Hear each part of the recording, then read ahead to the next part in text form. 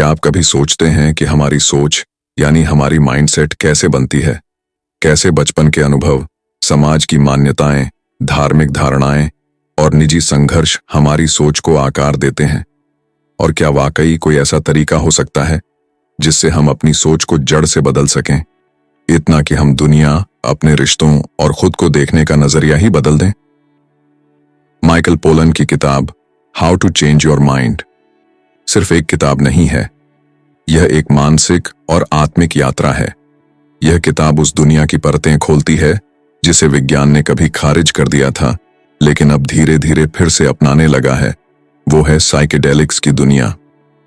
LSD, साइलोसिबिन, जो जादुई mushroom में पाया जाता है, और अन्य साइकेडेलिक पदार्थ जिन्हें पहले सिर्फ ड्रग्स समझकर बदनाम किया गया, अब फिर से आधुनिक विज्ञान और मनोचिकित्सा के केंद्र में आ गए हैं।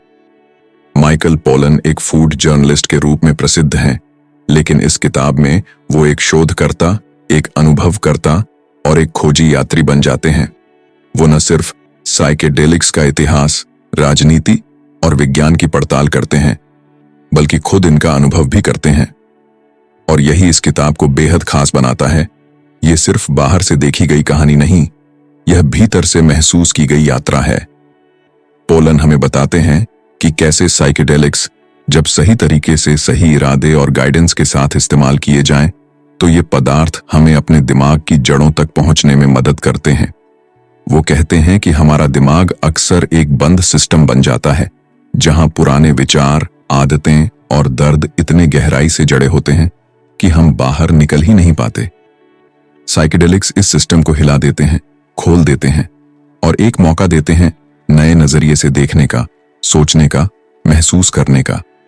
डिप्रेशन, एंजाइटी, एडिक्शन जैसी समस्याएं जिनका इलाज सालों से हम दवाइयों और थेरेपी से कर रहे हैं, उन पर साइकेडेलिक्स का असर कहीं ज्यादा गहरा, तीव्र और लंबा साबित हो रहा है। इस किताब में आप जानेंगे कि कैसे पुराने जमाने में साइकेडेलिक दवाओं का उपयोग आध्यात्मिक उद्देश्यों के लिए किया जाता था और कैसे आधुनिक दुनिया ने इसे खतरनाक ठहराया। लेकिन अब विज्ञान फिर से मान रहा है कि maybe we were wrong. Michael Pollan के शब्दों में, the new science of psychedelics is not just about drugs, it's about consciousness, the mind and how to heal ourselves. और अब बात करते हैं हमारे मंच की। Welcome to Hindi audio book, जहां किताबें सिर्फ पढ़ी नहीं जाती बल्कि जी जाती हैं। हमारा मकसद सिर्फ आपको ज्ञान देना नहीं, बल्कि आपको उन विचारों तक पहुंचाना है जो आपकी सोच, आपका नजरिया और शायद आपकी जिंदगी बदल सकते हैं। हमारी आवाज में जब आप किसी किताब की कहानी सुनते हैं, तो उसमें छिपे इमोशंस, विचार और गहराई सीधे आपके दिल से जुड़ते हैं। यह चैनल उन लोगों के लिए है जो केवल सुनना नहीं, समझना चाहते हैं, जो किताबों को एक अनुभव की तरह महसूस करना चाहते हैं। अगर आप डिप्रेशन, एंजाइटी या बार बार उलझते विचारों से जूझ रहे हैं, अगर आप अपनी सोच के दायरे से बाहर निकलकर कुछ नया, कुछ असाधारण महसूस करना चाहते हैं, तो ये किताब आपके लिए है। क्योंकि ये किताब कहती है आपकी सोच बदल सकती है, और जब सोच बदलती है तो पूरी जिंदगी बदल जाती है। तो चलिए इस अद्भुत यात्रा की शुरुआत करते हैं। हम सुनेंगे, समझेंगे और महसूस करेंगे माइकल पोलन की किताब how to change your mind. Chapter 1, एक दरवाजा खुलता है। माइकल पोलन की इस किताब की शुरुआत एक गहरे, जिज्ञासु और थोड़े डरे हुए सवाल से होती है। क्या इंसान की सोच, उसकी चेतना, उसका परसेप्शन बदला जा सकता है? क्या हमारे अंदर जो पैटर्न्स बन चुके हैं, सोचने, महसूस करने, दुनिया को समझने के, उन्हें तोड़ा जा सकता है? और अगर हां, तो कैसे? यह सवाल केवल एक विचार नहीं है, बल्कि यह उस यात्रा की शुरुआत है जो इस किताब की आत्मा है।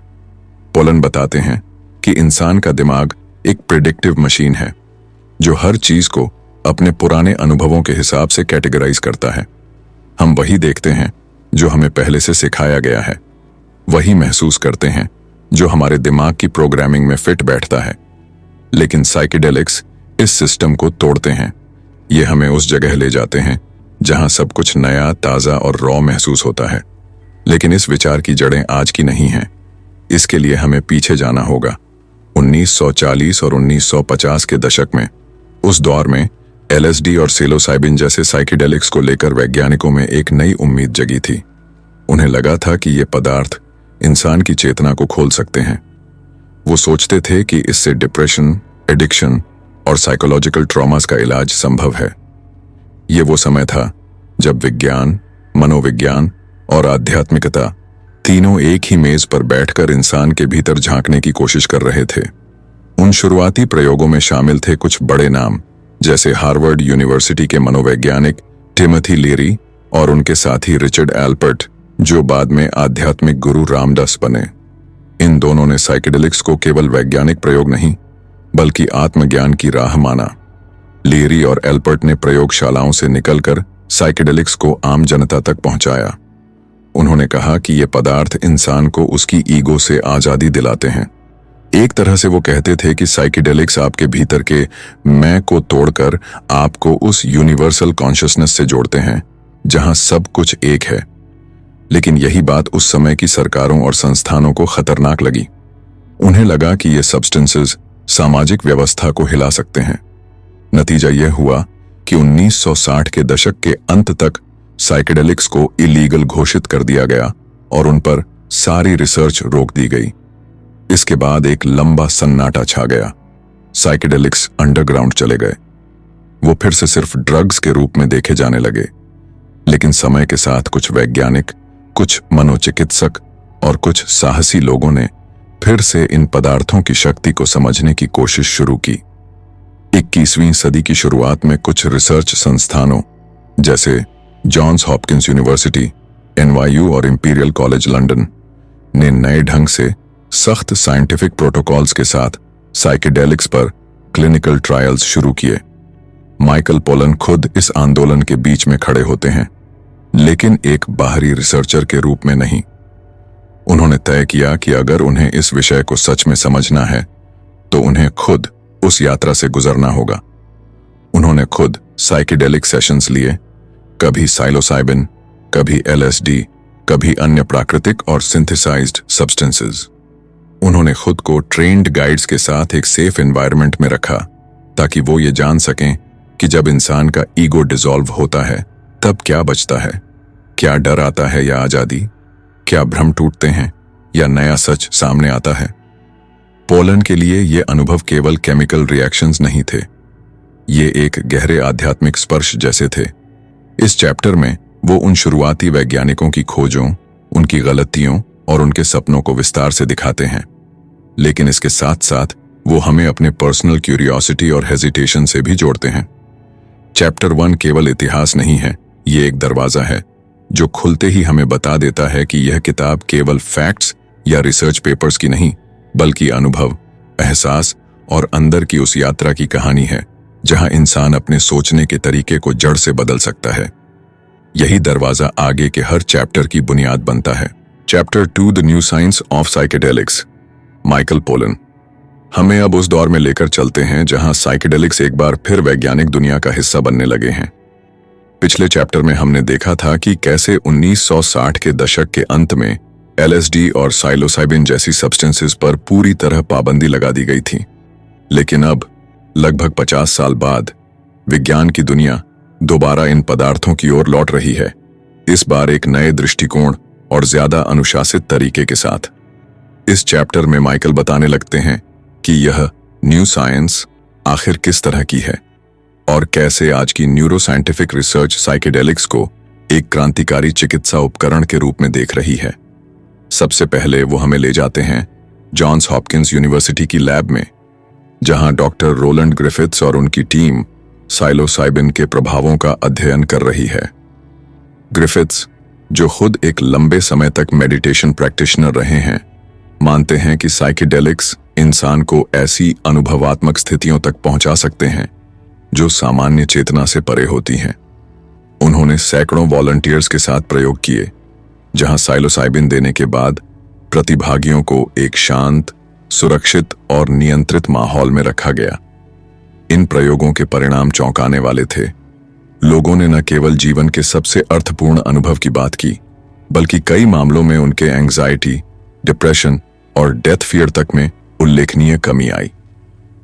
पोलन इन प्रयोगों की साइंटिफिक मेथड को भी बहुत ध्यान से समझाते हैं। साइकेडेलिक रिसर्च में अब double blind trials, MRI scans और स्ट्रिक्ट साइकोलॉजिकल असेसमेंट्स का प्रयोग हो रहा है। वैज्ञानिक अब यह जानने में लगे हैं कि साइकेडेलिक्स मस्तिष्क में कौन सी न्यूरल पाथवेज को एक्टिवेट या डीएक्टिवेट करते हैं।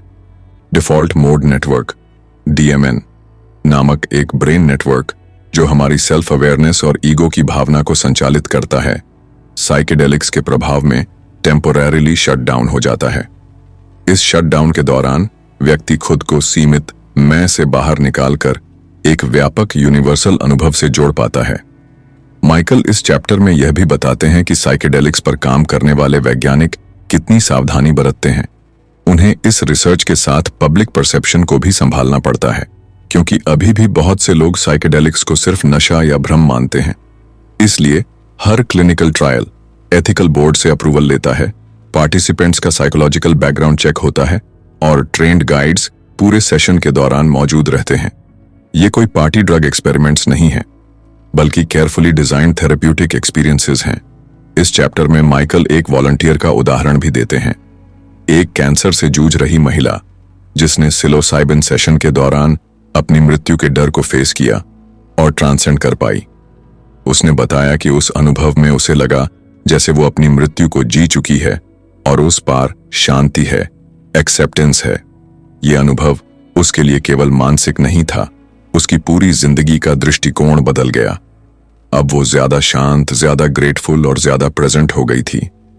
पोलन बताते हैं कि साइकेडेलिक्स केवल रासायनिक सब्सटेंसेस नहीं हैं, वो एक डोरवे है, हमारी चेतना की गहराइयों में जाने का रास्ता। लेकिन उस डोरवे से गुजरने के लिए सुरक्षा, समझ और सम्मान चाहिए। यही वजह है कि आज के वैज्ञानिक इन पदार्थों को सेक्रेड की तरह ट्रीट करते हैं, कुछ ऐसा जो ध्यान, थेरेपी और स्पिरिचुअलिटी के बीच की खाई को भर सकता है। चैप्टर 2 एक नई आशा की कहानी है। ये हमें बताता है कि साइकेडेलिक्स अब एक साइंटिफिक रेवोल्यूशन की शुरुआत कर सकते हैं, एक ऐसी क्रांति जो न सिर्फ मस्तिष्क की बनावट को बदल सकती है, बल्कि इंसान के दुख, डर और अकेलेपन को भी गहराई से समझ और हील कर सकती है। माइकल पोलन का उद्देश्य केवल सब्सटेंसेस की तारीफ करना नहीं है, बल्कि एक संतुलित, समझदार और संवेदनशील दृष्टिकोण से हमें यह दिखाना है कि साइकेडेलिक्स एक पावरफुल टूल हैं, लेकिन तभी जब उन्हें सही तरीके, सही मकसद और सही माहौल में इस्तेमाल किया जाए। Chapter 3 the first wave. Michael pollen इस चैप्टर में साइकेडेलिक्स की उस पहली लहर की कहानी सुनाते हैं जो 1940 और 50 के दशक में विज्ञान की दुनिया में उभरी थी। ये वो समय था जब एलएसडी और साइलोसाइबिन को एक चमत्कारी औषधि के रूप में देखा जा रहा था। विज्ञान, मनोविज्ञान और यहां तक कि धर्मशास्त्र के क्षेत्र में भी इन पदार्थों को लेकर जबरदस्त उत्साह था। माइकल हमें सबसे पहले एलएसडी की खोज की कहानी बताते हैं। 1938 में स्विट्जरलैंड के एक वैज्ञानिक एल्बर्ट हॉफमन ने सैंडोज लैबोरेटरीज में काम करते हुए लिसर्जिक एसिड डिथिलमाइड यानी LSD-25 को सिंथेसाइज किया।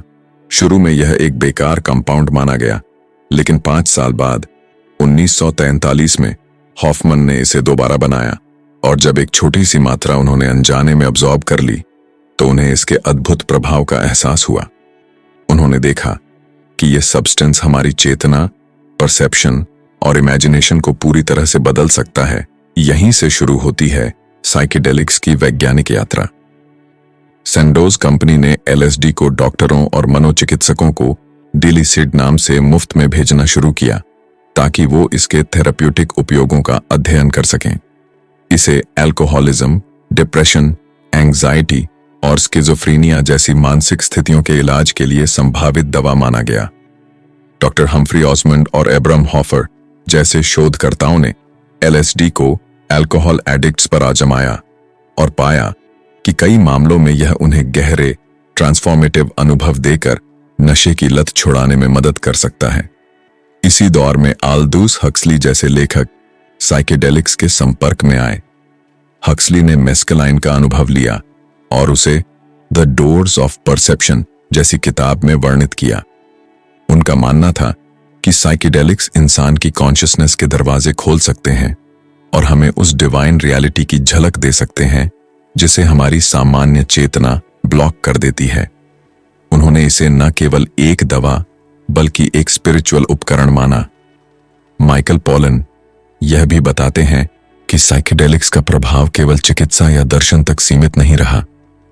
1950 के दशक में CIA ने भी इन पदार्थों में दिलचस्पी ली। उन्होंने प्रोजेक्ट MK अल्ट्रा के तहत LSD को एक ट्रूथ सीरम या माइंड कंट्रोल हथियार के रूप में उपयोग करने की कोशिश की, लेकिन इन प्रयोगों में न तो नैतिकता थी और न ही वैज्ञानिक ईमानदारी। इनमें लोगों को बिना जानकारी दिए LSD दिया गया, जिससे कई मामलों में मानसिक नुकसान हुआ। यह पहलू साइकेडेलिक्स की हिस्ट्री का एक अंधकारमय हिस्सा बन गया। माइकल इस चैप्टर में हार्वर्ड में हुई शुरुआत का भी जिक्र करते हैं, जहां डॉक्टर टिमोथी लीरी और रिचर्ड एल्पर्ट ने साइलोसाइबिन पर शोध शुरू किया। लीरी ने साइकेडेलिक्स को एक व्यक्तिगत और सामाजिक क्रांति का जरिया मान लिया था। हालांकि यह चैप्टर उनके बाद की गतिविधियों पर केंद्रित नहीं है, लेकिन उनकी शुरुआत को यहां एक संकेत के तौर पर पेश किया गया है। चैप्टर 3 एक ऐसे समय की कहानी है जब साइकेडेलिक्स को लेकर विज्ञान, समाज और संस्कृति में गहरी उत्सुकता और आशा थी। इन पदार्थों को एक दरवाजे के रूप में देखा जा रहा था। ऐसे दरवाजे जो न केवल दिमाग की बीमारियों को समझने में मदद कर सकते थे, बल्कि इंसान की चेतना को नई ऊंचाइयों तक ले जा सकते थे। लेकिन इसी के साथ यह चेतावनी भी छुपी हुई थी कि अगर इन शक्तिशाली औषधियों का इस्तेमाल लापरवाही या गलत इरादों से किया जाए तो यह अनजाने खतरों का कारण भी बन सकते हैं। माइकल पोलन बहुत सावधानी से हमें उस डेलिकेट बैलेंस की याद दिलाते हैं जो साइकेडेलिक्स के इतिहास का पहला अध्याय रहा है। उम्मीद और अंधकार, चिकित्सा और नियंत्रण, और खोज तथा दुरुपयोग के बीच झूलता हुआ। Chapter 5 the rise and fall of LSD। इस चैप्टर में माइकल पोलन LSD के उत्थान और पतन की कहानी को विस्तार से प्रस्तुत करते हैं, जो साइकेडेलिक्स के इतिहास का महत्वपूर्ण मोड़ है। LSD का रुझान 1960 के दशक में जबरदस्त तरीके से बढ़ा और यह केवल एक चिकित्सीय औषधि तक सीमित नहीं रहा, बल्कि यह एक सांस्कृतिक क्रांति का हिस्सा बन गया। यह ऐसा समय था जब लोग LSD को एक ऐसे उपकरण के रूप में देख रहे थे जो उन्हें उनके अस्तित्व और चेतना के सबसे गहरे स्तरों तक पहुंचने में मदद कर सकता था। पोलन बताते हैं कि LSD का उपयोग शुरुआत में मनोचिकित्सकों और वैज्ञानिकों द्वारा दवाइयों के रूप में किया गया था, लेकिन बाद में यह ड्रग्स की दुनिया में आम हो गया।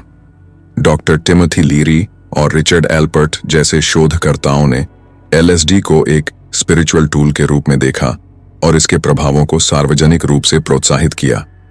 वे मानते थे कि LSD मानसिकता को बदल सकता है और समाज को एक नई दिशा में ले जा सकता है। लीरी ने turn on, tune in, drop out का नारा दिया, जिससे LSD को एक सांस्कृतिक और राजनीतिक आंदोलन का हिस्सा बना दिया। हालांकि इस समय के दौरान LSD और अन्य साइकेडेलिक सब्सटेंसेस का सामाजिक और राजनीतिक परिदृश्य में तेजी से प्रसार हुआ, जो विभिन्न कारणों से विवाद का कारण बन गया। पोलन का कहना है कि 1960 के दशक के अंत तक LSD का उपयोग न केवल चिकित्सा और व्यक्तिगत अनुभव के रूप में हो रहा था, बल्कि यह युवा संस्कृति का प्रतीक बन चुका था। साइकेडेलिक अनुभव का हिस्सा बनने के लिए लोग LSD का सेवन कर रहे थे, जो विरोध, स्वतंत्रता और आत्मा के उच्चतम स्तर को खोजने की एक विधि के रूप में देखा जाता था। इस प्रक्रिया में LSD और साइकेडेलिक्स के प्रति उत्साह और संवेदनशीलता ने विभिन्न सामाजिक आंदोलनों को प्रेरित किया। लेकिन जैसे जैसे LSD का प्रसार बढ़ा, समाज और सरकार की ओर से बढ़ते हुए दबाव और चिंता का सामना करना पड़ा। US सरकार ने साइकेडेलिक्स को एक गंभीर खतरे के रूप में देखा और 1965 के आसपास LSD को अवैध घोषित कर दिया। इसके बाद LSD और अन्य साइकेडेलिक सब्सटेंसेस पर प्रतिबंध लगा दिया गया, जिससे इनके उपयोग में भारी कमी आई। सरकार का तर्क था कि इन पदार्थों का उपयोग न केवल व्यक्तिगत स्वास्थ्य के लिए खतरनाक है, बल्कि यह सार्वजनिक सुरक्षा और राजनीतिक स्थिरता के लिए भी खतरा पैदा कर सकता है। पॉलन इस बात पर जोर देते हैं कि एलएसडी का प्रभाव केवल एक सांस्कृतिक बदलाव तक सीमित नहीं था, बल्कि इसका प्रभाव मानसिकता, राजनीति और कला पर भी गहरा पड़ा। एलएसडी के प्रभाव से कलाकारों और संगीतकारों ने नए दृष्टिकोण और सृजनात्मकता की सीमाओं को पार किया। इसने एक नई कला शैली और संगीत की धारा को जन्म दिया, जो साइकेडेलिक कला और संगीत के रूप में प्रसिद्ध हुई। यह पूरी पीढ़ी के लिए एक दार्शनिक अनुभव था, जो उन्हें अस्तित्व, चेतना और आत्मा के गहरे पहलुओं को समझने की ओर ले जाता था। इसके बावजूद जैसे जैसे एलएसडी पर प्रतिबंध लगा, यह साइकेडेलिक संस्कृति को एक विरोधी संस्कृति और दवाइयों की दुनिया में बदल गया और समाज में इसके प्रयोग पर गंभीर आलोचना की जाने लगी। पोलन अंत में यह बताते हैं कि एलएसडी का विकास और इसका अंत एक चेतावनी के रूप में देखा जा सकता है, एक ऐसे पदार्थ के रूप में जो एक नई संभावनाओं की दुनिया खोलता है, लेकिन साथ ही इसके दुरुपयोग और नियंत्रण से बाहर जाने के कारण इसकी शक्ति और प्रभाव को भी खतरनाक बना सकता है। यह चैप्टर यह समझने में मदद करता है कि एलएसडी न केवल एक ड्रग था, बल्कि यह एक सांस्कृतिक और राजनीतिक शक्तिशाली आंदोलन का हिस्सा बन गया था, जिसका इतिहास अब तक गहरे और बहसपूर्ण विचारों को जन्म देता है। Chapter 6 the scientific comeback. Michael pollen इस चैप्टर में साइकेडेलिक्स के वैज्ञानिक पुनरुत्थान पर चर्चा करते हैं। 1970 के दशक में एलएसडी और अन्य साइकेडेलिक्स के अवैध होने के बाद इन पदार्थों पर शोध में भारी कमी आ गई थी, लेकिन 2000 के दशक के अंत में इन पर नए शोध शुरू हुए। इस समय के दौरान साइकेडेलिक्स ने एक नई वैज्ञानिक दिशा प्राप्त की, जिसमें शोधकर्ताओं ने इनका उपयोग मानसिक स्वास्थ्य के इलाज के रूप में करना शुरू किया। पोलन इस अध्याय में बताते हैं कि कैसे साइकेडेलिक्स को फिर से चिकित्सा और मानसिक स्वास्थ्य के लिए एक प्रभावी उपकरण के रूप में देखा जाने लगा। वह यह भी बताते हैं कि किस प्रकार नए वैज्ञानिक अध्ययनों ने यह साबित किया कि साइकेडेलिक्स के इस्तेमाल से पीटीएसडी, डिप्रेशन, एंग्जाइटी और अन्य मानसिक स्वास्थ्य समस्याओं का इलाज किया जा सकता है। साइकेडेलिक्स पर नए शोध का नेतृत्व मुख्यतः उन वैज्ञानिकों और चिकित्सकों ने किया, जिन्होंने इन पदार्थों के चिकित्सीय उपयोग के लाभों को पहचाना। पोलन का कहना है कि यह शोध न केवल साइकेडेलिक्स के लाभों को समझने में मदद कर रहा था, बल्कि यह मानसिक स्वास्थ्य के इलाज के तरीके को भी चुनौती दे रहा था। इस चैप्टर में वह यह समझाते हैं कि साइकेडेलिक्स का उपयोग केवल एक शॉर्ट टर्म मानसिक अनुभव के रूप में नहीं किया जा सकता, बल्कि यह व्यक्ति के मानसिक और भावनात्मक स्वास्थ्य में स्थायी बदलाव ला सकते हैं। उदाहरण के लिए उन्होंने सिलोसाइबिन, जो मशरूम में पाया जाता है, के प्रभावों पर किए गए शोध का उल्लेख किया, जिसमें यह देखा गया कि यह सब्सटेंस किसी व्यक्ति की चिंता और अवसाद को कम कर सकता है और व्यक्ति को अपने जीवन में एक नए दृष्टिकोण से देखने में मदद कर सकता है। पोलन साइकेडेलिक्स के पुनः वैज्ञानिक अध्ययन पर जोर देते हैं, जिसमें उन्होंने बताया कि कैसे इस समय के दौरान हुई खोजों ने साइकेडेलिक्स को एक वैज्ञानिक दृष्टिकोण से नया जीवन दिया।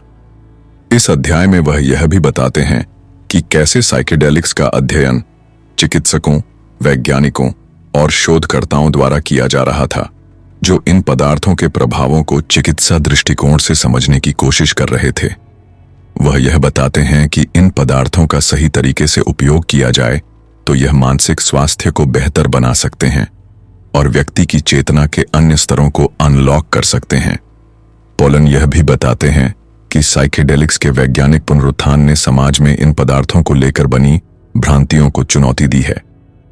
कई दशकों तक इन पदार्थों को समाज और सरकार ने केवल एक हानिकारक और खतरनाक ड्रग के रूप में देखा था, लेकिन अब वैज्ञानिक समुदाय यह समझ रहा था कि यदि इनका सही तरीके से और नियंत्रित वातावरण में उपयोग किया जाए तो ये मानसिक और भावनात्मक स्वास्थ्य के लिए एक शक्तिशाली उपकरण बन सकते हैं।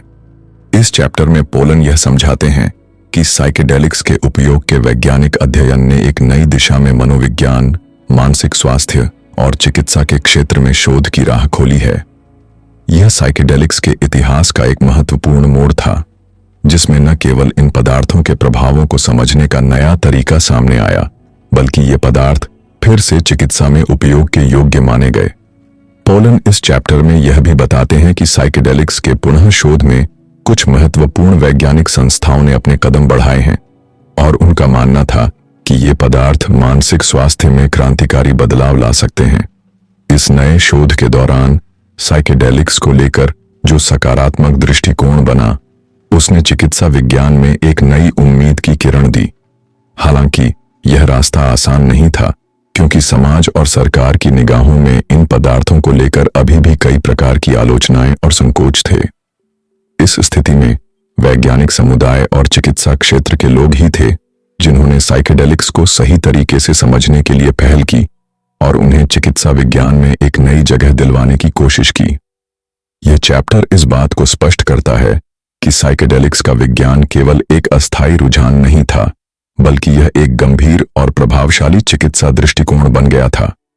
पोलन इस चैप्टर के अंत में यह निष्कर्ष निकालते हैं कि साइकेडेलिक्स का वैज्ञानिक पुनरुत्थान मानसिक स्वास्थ्य की दिशा में एक महत्वपूर्ण कदम था और यह आने वाले समय में एक नई चिकित्सा क्रांति का हिस्सा बन सकता है। How to change your mind Michael Pollan की एक बेहद दिलचस्प और विचारोत्तेजक किताब है, जो हमें साइकेडेलिक्स यानी मानसिक और चेतना को प्रभावित करने वाले पदार्थों के इतिहास, विज्ञान और उनके इलाज की क्षमता को गहराई से समझाती है। पोलन ने इस किताब में न केवल साइकेडेलिक्स के उद्भव और उनके प्रयोग की यात्रा का विवरण किया है, बल्कि इसके साथ ही उन्होंने इस बात पर भी ध्यान केंद्रित किया है कि इन पदार्थों ने मानवता के इतिहास को किस तरह प्रभावित किया है। उन्होंने यह दर्शाया है कि साइकेडेलिक्स केवल एक ड्रग्स या मनोरंजन के साधन नहीं है, बल्कि ये पदार्थ हमारे मानसिक स्वास्थ्य, आध्यात्मिक विकास और जीवन के गहरे सवालों को समझने के लिए महत्वपूर्ण उपकरण हो सकते हैं। पोलन ने बताया है कि साइकेडेलिक अनुभव के दौरान व्यक्तित्व में होने वाले बदलाव, आत्मा की गहरी समझ और चेतना के नए पहलुओं के बारे में जो खुलासे होते हैं, वे किसी भी अन्य मानसिक प्रक्रिया से अलग होते हैं। इस किताब का सबसे महत्वपूर्ण पहलू यह है कि यह साइकेडेलिक्स को एक नई दृष्टि से प्रस्तुत करती है, जो पुराने समय में इन्हें केवल अवैध और खतरनाक पदार्थ मानने के बजाय अब वैज्ञानिक और चिकित्सा दृष्टिकोण से देख रही है। माइकल पोलन ने साइकेडेलिक्स के पुनरुत्थान का वर्णन किया, जब 21वीं सदी में इन पर नए शोध शुरू हुए और यह समझा गया कि ये पदार्थ मानसिक स्वास्थ्य के इलाज में प्रभावी हो सकते हैं। साइकेडेलिक सब्सटेंसेस जैसे LSD और साइलोसिबिन, मशरूम में पाया जाने वाला पदार्थ, ने मानसिक विकारों जैसे अवसाद, चिंता, PTSD और अन्य मानसिक समस्याओं के इलाज के लिए एक नई दिशा प्रस्तुत की। इसके अलावा इन पदार्थों का उपयोग केवल दवा के रूप में नहीं, बल्कि मानसिकता और आत्मसमझ को नया आकार देने के एक साधन के रूप में भी किया गया है। पोलन ने यह भी बताया है कि साइकेडेलिक्स के प्रभाव केवल एक मानसिक या आध्यात्मिक अनुभव तक सीमित नहीं है, बल्कि यह मानसिक स्वास्थ्य के क्षेत्र में एक नई क्रांति लाने की क्षमता रखते हैं। उनका कहना है कि साइकेडेलिक सब्सटेंसेस की चिकित्सा उपयोगिता पर नए शोधों ने यह साबित किया है कि यह पदार्थ अगर नियंत्रित और सुरक्षित वातावरण में इस्तेमाल किए जाएं, तो वे मानसिक विकारों के इलाज में प्रभावी हो सकते हैं और लोगों के जीवन में स्थायी बदलाव ला सकते हैं। यही कारण है कि इस किताब में साइकेडेलिक्स को लेकर जो विचार दिए गए हैं, वे न केवल एक नई चिकित्सा क्रांति की ओर इशारा करते हैं, बल्कि यह भी दर्शाते हैं कि मानसिक स्वास्थ्य का इलाज अब केवल पारंपरिक तरीकों तक सीमित नहीं रह गया है। हिंदी ऑडियो बुक चैनल पर हम हमेशा यह प्रयास करते हैं कि हम उन किताबों को लेकर आएं जो न केवल आपके ज्ञान में वृद्धि करें, बल्कि आपके दृष्टिकोण और सोच को भी चुनौती दें। How to change your mind के जरिए हमने साइकेडेलिक्स पर एक नए दृष्टिकोण से चर्चा की है और इस विषय को विस्तार से समझाने की कोशिश की है। इस किताब के माध्यम से आप समझ सकते हैं कि साइकेडेलिक सब्सटेंसेस सिर्फ एक मानसिक यात्रा नहीं, बल्कि एक चेतना को बदलने और गहरी आत्मसमझ को प्राप्त करने का तरीका हो सकते हैं। हमने इस किताब के सभी महत्वपूर्ण बिंदुओं को समझाया और अब हम आशा करते हैं कि यह जानकारी आपके मानसिक और आत्मिक विकास के लिए सहायक सिद्ध होगी। अगर आपने इस किताब को सुना और आपको इसका संदेश पसंद आया, तो कृपया हमारे चैनल को सब्सक्राइब करें। हम नियमित रूप से इस तरह की किताबों को लेकर आते हैं जो आपके जीवन में नई सोच, नए दृष्टिकोण और नए अनुभव जोड़ सकती हैं। आगे आने वाले अध्यायों में हम और भी किताबों के सारांश और महत्वपूर्ण विचारों को आपके साथ साझा करेंगे, ताकि आप हमेशा कुछ नया सीखते रहें। हमारे साथ इस यात्रा में जुड़े रहने के लिए धन्यवाद। हम आपके मानसिक और आत्मिक विकास के इस सफर में आपके साथी बनने के लिए तत्पर हैं।